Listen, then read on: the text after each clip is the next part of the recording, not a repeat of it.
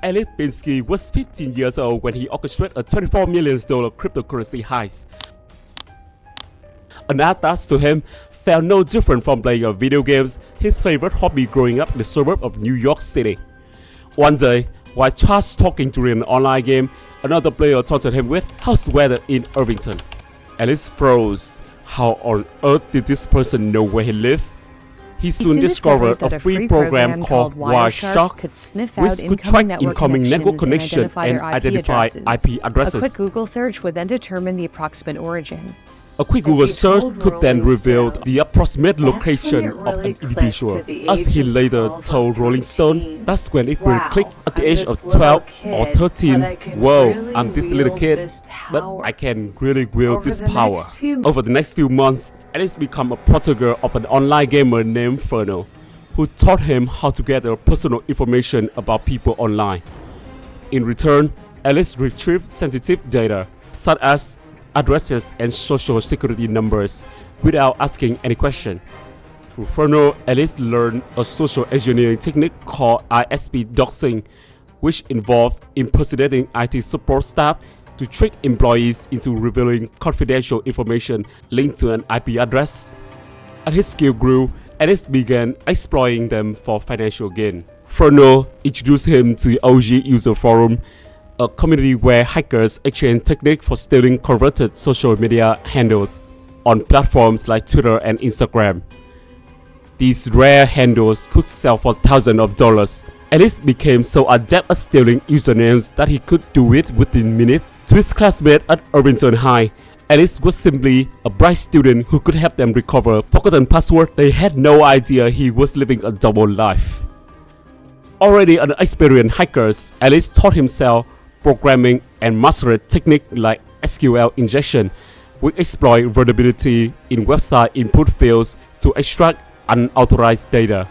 This skill, combined with his expertise in SIM swapping, would later lead to one of the most audacious hacks in history. SIM swapping, a method Ellis first encountered in 2016, involved convincing employees at a wireless carrier to remotely transfer a target phone number to a SIM card controlled by the hackers. This allowed the hackers to intercept two-factor authentication code sent to the target phone. Ellis scoured social media to identify employees of major carriers and recruited some of them by offering hundreds of dollars in Bitcoin.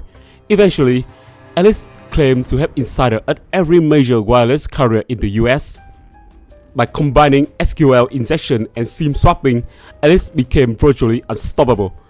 Once he has the target email address and phone numbers, he would use SIM swapping to redirect two-factor authentication code to his phone.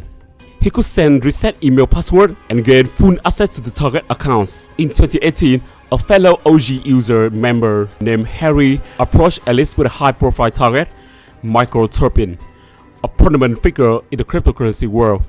Turpin, who had co-founded a PR firms and worked with various cryptocurrency companies, preferred to be paid in crypto.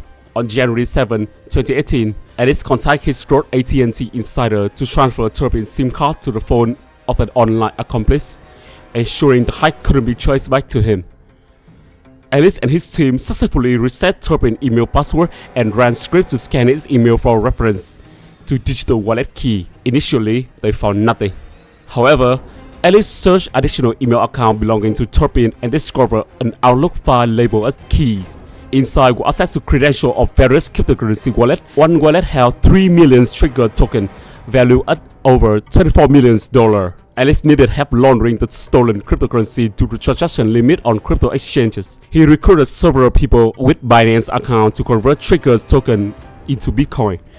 In exchange for their assistance, Ellis paid them $30,000 to $15,000 each. However, one associate, Nick Chuglia, betrayed him by keeping $1 million worth of cryptocurrency worth for himself. Chuglia greed and subsequent public boasting drew attention of law enforcement. He openly tweeted about his thief, likening himself to Robin Hood, and even confesses his crimes to a private jet broker, Chris David. Chuglia's recklessness ultimately led investigators to Ellis. In December 2018, Ellis' mother received an email from Turpin's lawyer accusing her son of masterminding the $24 million heist. Panicked, She hired a lawyer for Ellis, who voluntarily returned most of the stolen funds.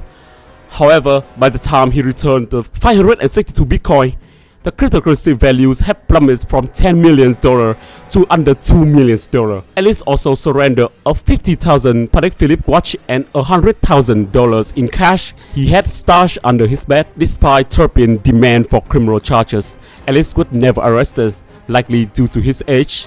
Turpin later sued for $71.4 million under the RICO Act, claiming the heist constituted organized crime. Ellis' final years of high school was marked by infamy. Weeks before graduation, 4 masked men attempted to rob his family home, searching for the stolen money. What once felt like a game has become dangerously real.